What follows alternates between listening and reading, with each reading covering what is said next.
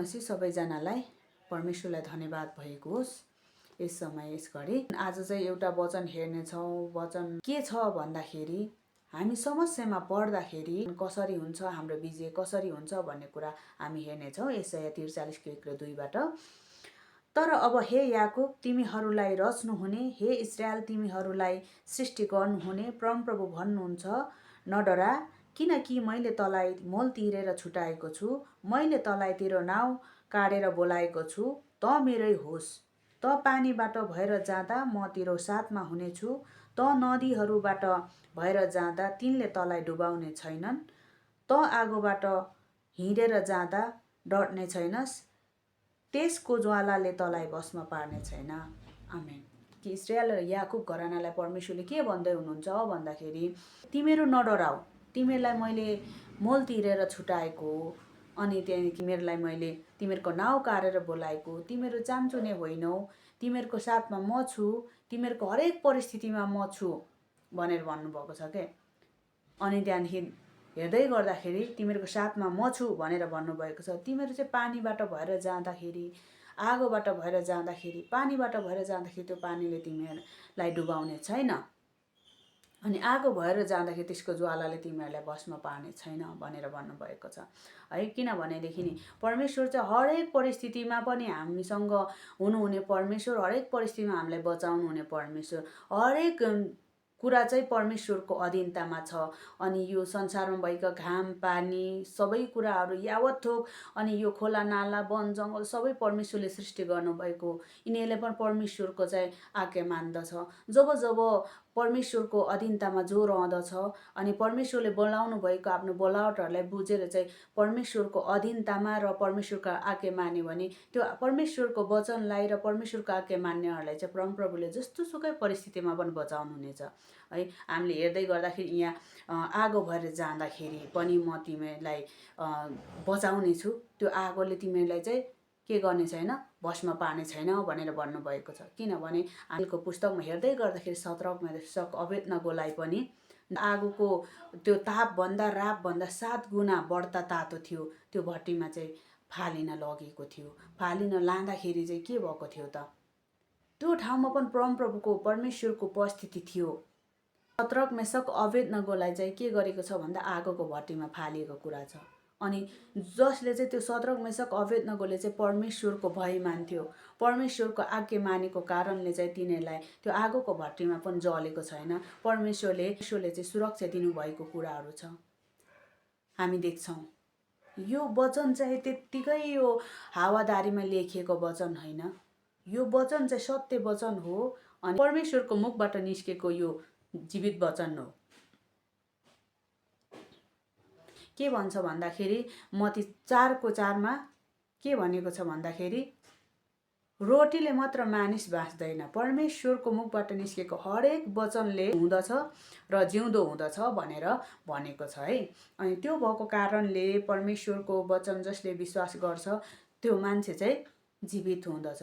तपाईँ र मैले परमेश्वरको वचनलाई विश्वास गर्छौँ भने परमेश्वरको वचनमाथि हामी केन्द्रित रहेर चाहिँ हामी हिँड्यौँ भनेदेखि चाहिँ परमेश्वर अवश्य पनि तपाईँ र मलाई जस्तो सुकै परिस्थिति पनि बचाउनु हुनेछ। परमेश्वर चाहिँ हामीलाई बचाउनु हुने परमेश्वर हो। परमेश्वर चाहिँ हाम्रो ढाल हो, परमेश्वर हाम्रो चट्टान हो, परमेश्वर चाहिँ हाम्रो किल्ला हो। जसले परमेश्वरमाथि भरोसा राख्दछ, जसले परमेश्वरमाथि विश्वास राख्दछ त्यो मान्छे चाहिँ सधैँ बाँच्नेछ। आमेन। किनभने मैले तिमीहरूको नाउँ काढेर बोलाएको छु र तिमीहरूलाई चाहिँ मैले जाति जातिको बीचबाट मैले चुनेर ल्याएको, छुटाएर ल्याएको हो, मैले तिमीलाई स्वतन्त्र गरेको हो भनेर भन्नुभएको छ। त्यो भएको कारणले तपाईँ र मैले परमेश्वरको वचनमा विश्वास गर्नुपर्छ, विश्वास राख्नुपर्छ। यो वचन हामीले सुन्ने मात्र होइन, हेर्ने मात्र होइन। वचन चाहिँ बिउ हो, जसले परमेश्वरको वचन आफ्नो हृदयमा रोप्छ त्यसले फल फलाउँछ। बिउहरू चाहिँ बारीमा नरोपिकन आफ्नो भकारीमा आफ्नो भण्डारमा राखिरह्यो भने त्यो पलाउँछ त? पलाउँदैन नि, माउले खाएर जान्छ है। त्यसै गरी परमेश्वरको वचन जब जब जसले आफ्नो हृदयमा रोप्छ त्यसले चाहिँ असल फल फलाउँछ र अनि असल फलको कटनी गर्दछ। हालेलुया। नरोप्ने मान्छेले कहिले पनि कटनी गर्न सक्दैन। त्यही भएको कारणले हामीले कटनी गर्नुको निम्ति चाहिँ हामीले रोप्नै पर्छ, हामीले छर्नै पर्छौँ, पीडामा पर्छौँ। अहिले जुन कुरा हाम्रो जीवनमा हरेक समस्या आउँछ, समस्या बिनाको मान्छे हुँदैन, समस्यासँगको मान्छे हुन्छ।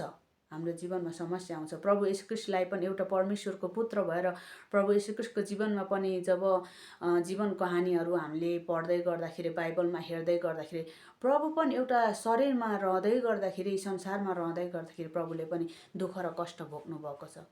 हामी त झन् माटोबाट बनेको बाउ र आमाको सम्बन्धद्वारा हामी त जन्मेको मान्छे हो, झन् हामीमा त किन कष्ट आउँदैन? प्रभुको जीवनलाई हेर्नुपर्छ। कष्ट आउँछ, कष्ट आउँदै गर्दाखेरि त्यो कष्टमा विजय हुनका लागि के गर्नुपर्छ त? परमप्रभुलाई हामी हेर्नुपर्छ, परमेश्वरको वचनलाई हेर्नुपर्छ। यो वचनले हेर्छ 1 र 2 मा त भन्नुभएको छ, नडरा म तसँग छु। त हरेक परिस्थितिको समस्या एउटा गाह्रो अप्ठ्यारोको परिस्थिति भएर जाँदै गर्दाखेरि म तेरो साथमा छु, म तँलाई सपोर्ट गर्छु, म तँलाई सहायता गर्छु, मैले तँलाई थाम्छु भनेर भन्नुभएको कुराहरू चाहिँ हामीले यो भन्नुभएको छ। मैले साहस गर्नुपर्छ, विश्वास गर्नुपर्छ भनेर चाहिँ हामीले चाहिँ के गर्नुपर्छ त? विश्वास गर्नुपर्छ परमेश्वरको वचनमा। के भन्नुहुन्छ? हरेक परिस्थितिमा हामीले बोकेर हिँड्नुहुने चाहिँ प्रभु हुनुहुन्छ। यसै यहाँ हामी वचनबाटै हेर्नेछौँ। यसैया 46:4 मा चाहिँ के लेखेछ भन्दाखेरि चाहिँ, तिमीहरूको बुढेसकालसम्म र कपाल फुल्ने अवस्थासम्म म त्यही हुँ, म त्यही हुँ, जसले तँलाई थाम्नेछ।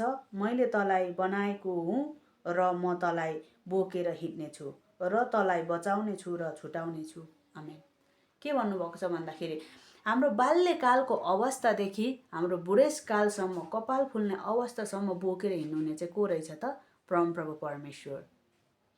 तपाईँ र म जुन कुरा जे गर्छौँ, तपाईँ र म मेरो आफ्नो शक्तिले होइन, आफ्नो बलले होइन, आफ्नो ज्ञानले होइन, परमप्रभुले जे दिनुभएको छ त्यो कुराले हामी गर्न सक्छौँ, हामी हिँड्न सक्छौँ, डुल्न सक्छौँ, हामी बाँच्न सक्छौँ। आमेन। यो वचनले त्यो भन्दछ।